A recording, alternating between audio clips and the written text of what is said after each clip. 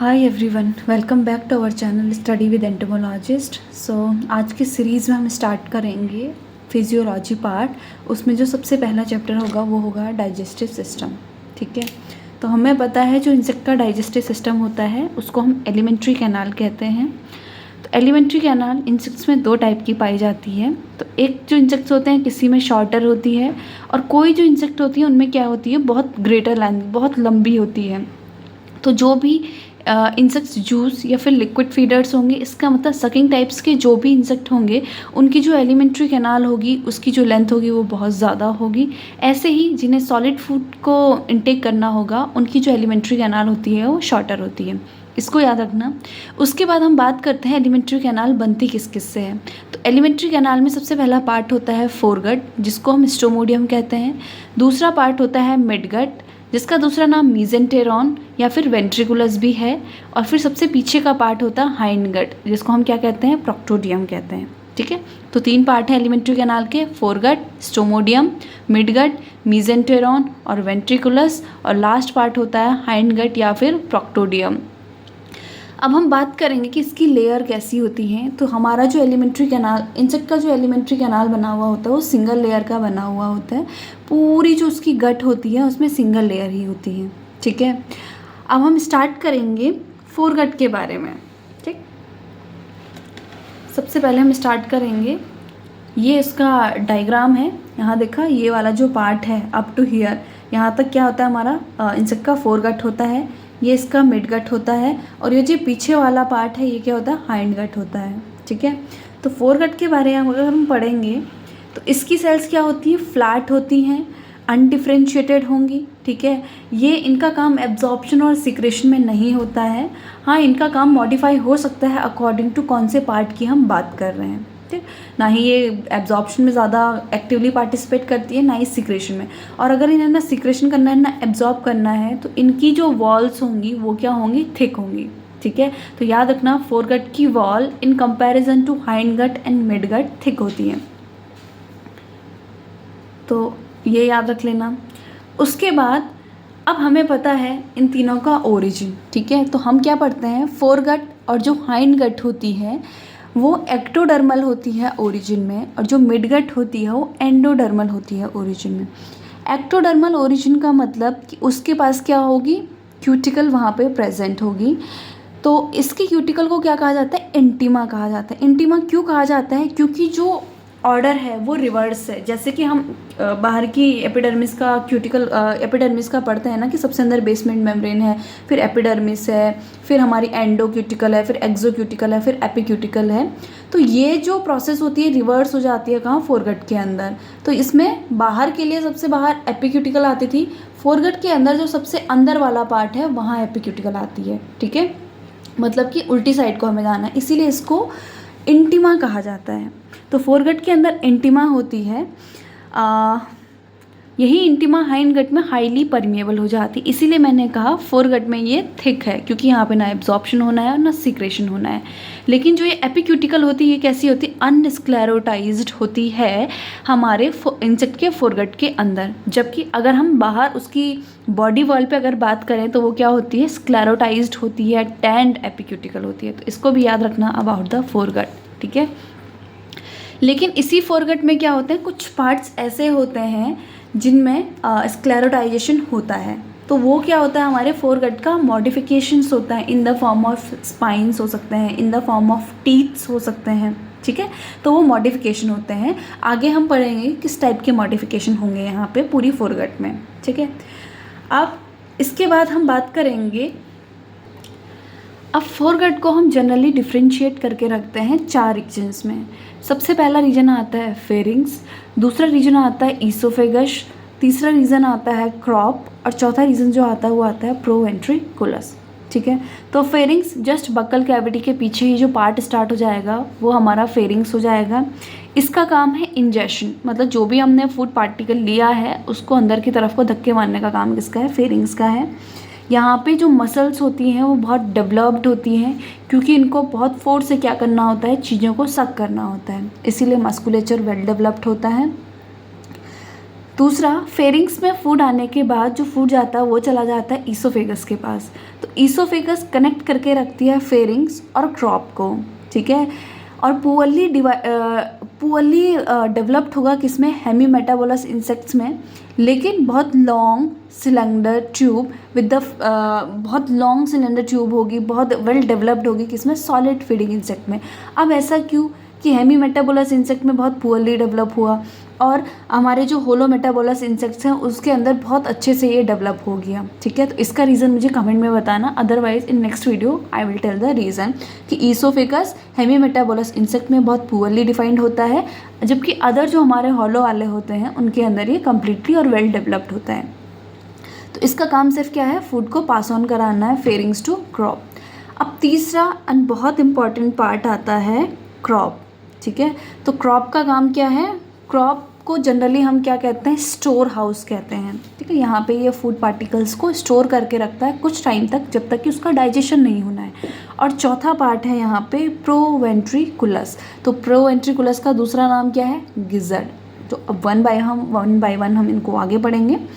तो सबसे पहले देख लेते हैं हम ईसोफेगस। तो ईसोफेगस को ऑलरेडी मैंने बता दिया है कि हेमीमेटाबोलस में पुअरली है और बाकी उनमें बहुत अच्छा है। और जहाँ पे फ्लाइट मसल्स होती हैं दोनों साइड की, उन दोनों के बीच में क्या होता है, ईसोफेगस प्रेजेंट होता है। अब ईसोफेगस का काम तो सिर्फ क्या था, फूड पार्टिकल्स को क्रॉप तक डिलीवरी करवाना था, ये ईसोफेगस का काम था। लेकिन कुछ एक्सेप्शन प्रेजेंट है in the insect world, like ऐसे इंसेक्ट जो रेजिन पे फीड करते हैं, पाइन और देवदार जैसे ट्रीज पे फीड करते हैं, उनके रेजिन पे फीड करते हैं। तो ये सारे इंसेक्ट क्या करते हैं ना, अपने ऑइसोफेगस पे एक डाइवर्टिकुला बना के रखते हैं। सपोज दैट ईसोफेगस ऐसा आ रहा था, एक लॉन्ग ट्यूब पाइप जैसा आना था, तो डाइवर्टिकुला का मतलब होता है कि एक ऐसा साइड से कोई स्ट्रक्चर निकलेगा, एक ऐसा पाउच जैसा, ठीक है। तो ये स्ट्रक्चर जो होता है इसको हम क्या कहते हैं, डाइवर्टिकुला मतलब कुछ भी एक्सटेंडेड पार्ट जो है उसको हम डाइवर्टिकुला कह देंगे। तो ये जो डाइवर्टिकुला है यहाँ पे वो क्या करता है, उस रेजिन मटेरियल को स्टोर करके रखता है, ठीक है। हमें पता है रेजिन बहुत टॉक्सिक होता है ना, इसके अंदर बहुत सारे सेकेंडरी मेटाबोलाइट्स होते हैं जो इंसेक्ट की गट वॉल को या फिर इंसेक्ट के किसी भी सिस्टम के लिए टॉक्सिक बन सकते हैं। इसलिए उन्होंने इस रेजिन को कंप्लीट करने के लिए वहाँ पे क्या किया, एक डाइवर्टिकुला बनाया। फूड जाता है यहाँ नीचे और रेजिन क्या होता है, यहाँ अंदर स्टोर होके रह जाता है, ठीक है। इधर ये सिंगल भी हो सकता है और दोनों साइड से निकल के पेयर्ड भी बन सकता है, ठीक। तो ये क्या करते हैं, यहाँ पे स्टोर करके रखेंगे और जैसे उनको लगेगा कि हमारे आगे कोई डेंजर है, हमें कोई प्रेडेटर फीड करने वाला है या हमारा प्रेडेटर हमारे सामने नेचुरल एनिमी है, तो ये इस डाइवर्टिकुला से इस रेजिन को वापस से बाहर फेंक देते हैं। तो एज अ डिफेंसिव फ्लूइड की तरह ये इस रेजिन का यूज़ कर लेते हैं, ठीक है। नेचर की जो एडवर्स कंडीशन थी, नेचर ने अपने प्रोटेक्शन में जो चीज़ें बनाई थी उसी को ये क्या कर रहे हैं, मॉडिफाई करके अपने प्रोटेक्शन में यूज़ कर रहे हैं, ठीक है। बनाया दूसरे ने लेकिन काम अपने प्रोटेक्शन में कर रहे हैं। तो ये है हमारे ऑइसोफेगस का बहुत इंपॉर्टेंट एक्सेप्शन, याद रखना। 2 एक्सेप्शन आते हैं इसमें नाम, कैटरपिलर्स ऑफ मेरिस्का हैं जो मिर्टेसी फैमिली पे फिट करती है, ये भी इसके ऑइसोफेगस में भी सेम डाइवर्टिकुला दिखता है। लाइकवाइज जो पाइन सॉ फ्लाई होती है उसका लार्वा, उसका नाम क्या है, नियोडिप्रियन है, वो भी क्या करती है, पाइन्स पे फिट करती है और इस रेजिन को अपने ऑइसोफेगस के डाइवर्टिकुला में स्टोर करके रखती है अगेंस्ट द नेचुरल एनिमी, ठीक। ये हमारा ये इंसेक्ट का एक्सेप्शन है ऑइसोफेगस का, रिमेंबर इट, ठीक है। तो ऑइसोफेगस में सिर्फ हमें इतना ही पढ़ना होता है। उसके बाद हम बात करेंगे क्रॉप की, नेक्स्ट ऑर्गन। तो क्रॉप क्या होता है, मैंने ऑलरेडी कहा इसको हम स्टोरेज ऑर्गन भी कहते हैं। जो ऑइसोफेगस है वही अपने डिस्टल पार्ट में क्या हो जाती है, थोड़ा एक्सटेंड हो जाती है, पाउच जैसा, एक पाउच जैसा स्ट्रक्चर बनाती है, उसको ही हम क्रॉप कहते हैं। Adult lepidoptera and diptera. तो अब इस क्रॉप के क्या हैं, बहुत सारे मॉडिफिकेशंस हैं, ठीक है। तो जो एडल्ट लेपिडोप्टेरा होता है और जो डिप्टेरा होता है उनमें जो ऑइसोफेगस होता है, ऑइसोफेगस का जो लेटरल डाइवर्टिकुल सीधे जाके वो आगे, जैसे ऐसा होता है ना, एक ट्यूब है ये सीधे आ रही है और ये सीधे आते आते यहाँ पीछे ऐसे पाउच जैसा बन गया, तो अक्सर ऐसा क्रॉप होता है, ठीक है। ऑइसोफेगस का डिस्टल पार्ट स्वेलो कर जाता है, एक्सटेंड हो जाता है, वो क्रॉप बना देते हैं। लेकिन बटरफ्लाई लेपिडोप्टेरा और डिप्टेरा में क्या होता है, इसका लेटरल डाइवर्टिकुला आता है, ये ऐसा होके क्रॉप बनाएगा, ठीक है।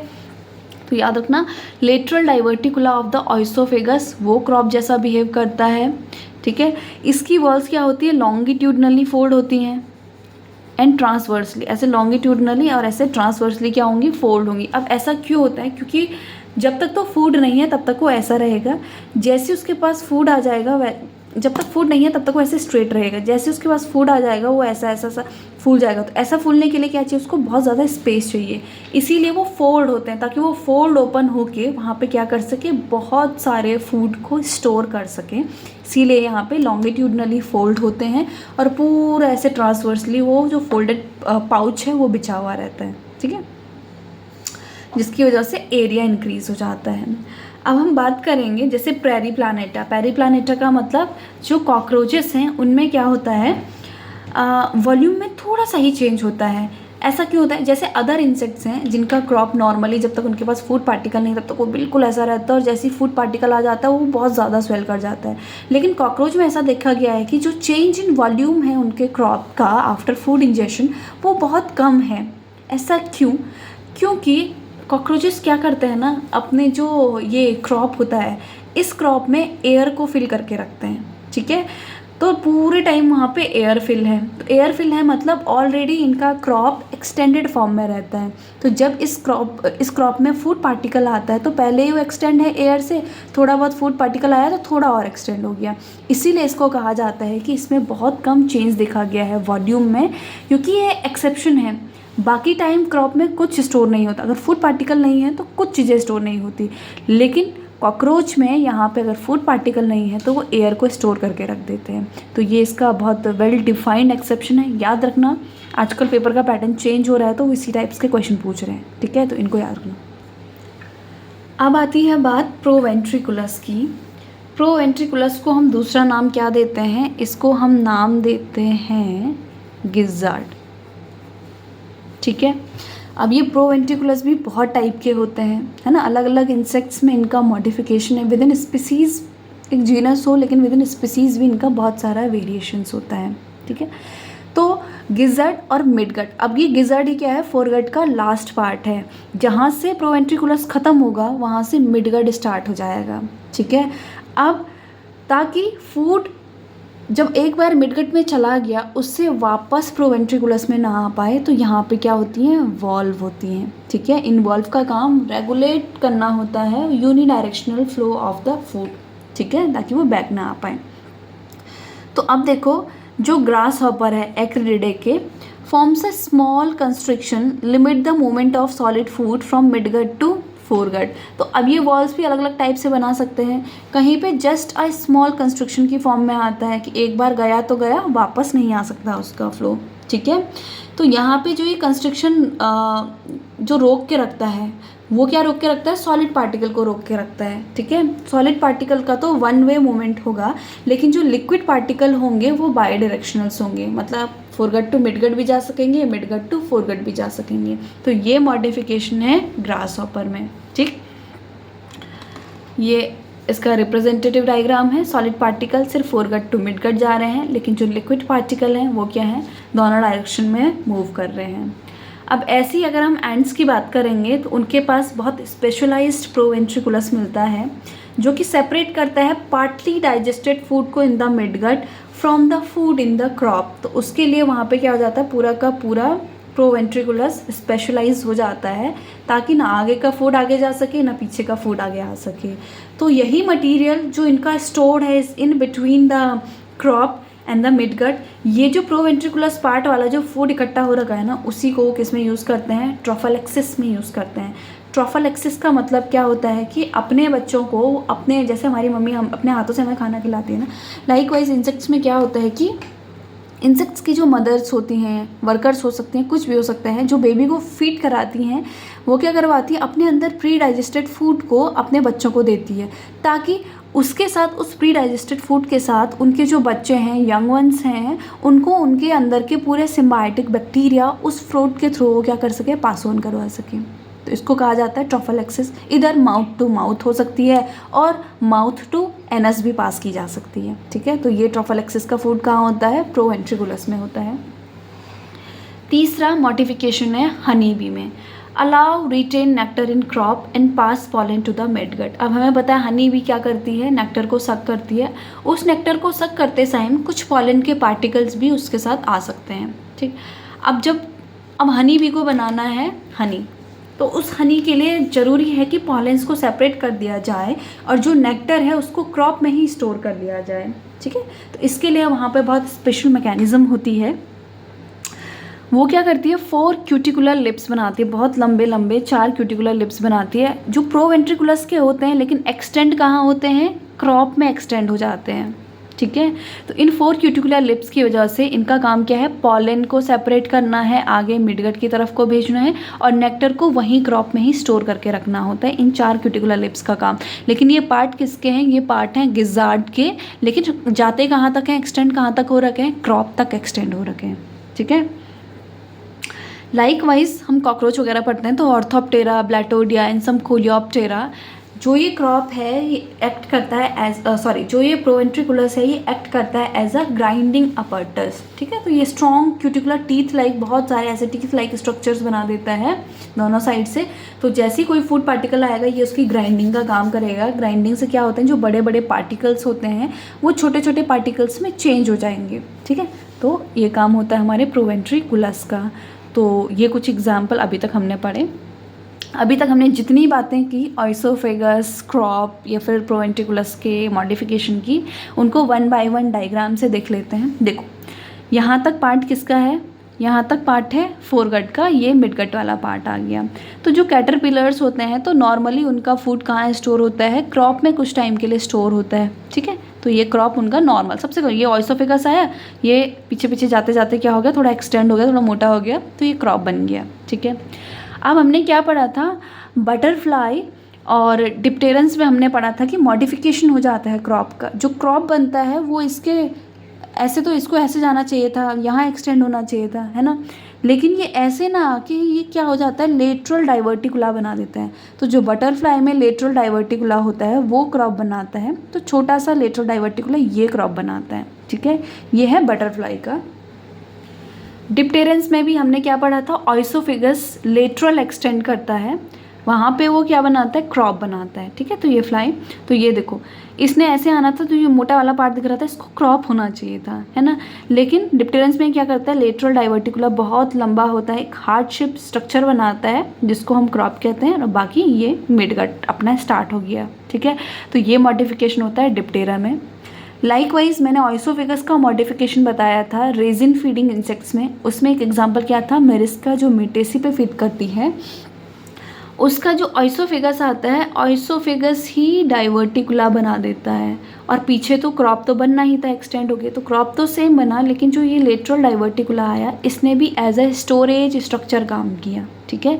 ये वो वाला मॉडिफिकेशन हो गया जहाँ पे वो रेजिन को स्टोर करके रखता है। फिर नेक्स्ट हुआ स्कैरब बीटल का। तो स्कैरब बीटल्स की चलो यहीं पे बता देती हूँ, ये इसके हाइंड गट का मॉडिफिकेशन है, ठीक है। देख रहे हो इलियम वाला पार्ट, यहाँ पूरा रेक्टम ही क्या हो गया, फर्मेंटेशन चैम्बर जैसा बन गया। लाइकवाइज टर्माइट में अगर हम देखेंगे तो पूरा इलियम ही एक पंच बैग जैसा बन गया है, ठीक है, जहाँ पे वो सिम्बायोटिक प्रोटोजोन्स को स्टोर करके रखेगा। ये है टर्माइट्स का मॉडिफिकेशन। लाइकवाइज रॉडनियस में, तो रॉडनियस में पूरी मिडगट ही क्या हो जाती है, मॉडिफाई हो जाती है। तो ये कुछ स्टोरेज स्ट्रक्चर्स हैं in different insects in different parts. तो किसी में हाइंड गट मॉडिफाई होती है, किसी में मिड गट मॉडिफाई होती है, किसी में ऑइसोफेगस मॉडिफाई हो रहा है, किसी में क्रॉप मॉडिफाई, किसी में गिजर्ड मॉडिफाई हो रहा है, ठीक है। तो रॉडनियस में याद रखना कंप्लीट जो मिडगट होती है वही एज ए स्टोरेज स्ट्रक्चर्स बन जाती है, ठीक। तो ये टोटल पार्ट थे फोरगट्स के। आज हमने जितनी भी बात की हमने फोरगट के बारे में बात की। I hope you all understand this part. If you like this video, please like, share and subscribe. Also comment your doubt and the question I asked in the video, please try to answer that questions also. And thank you for watching.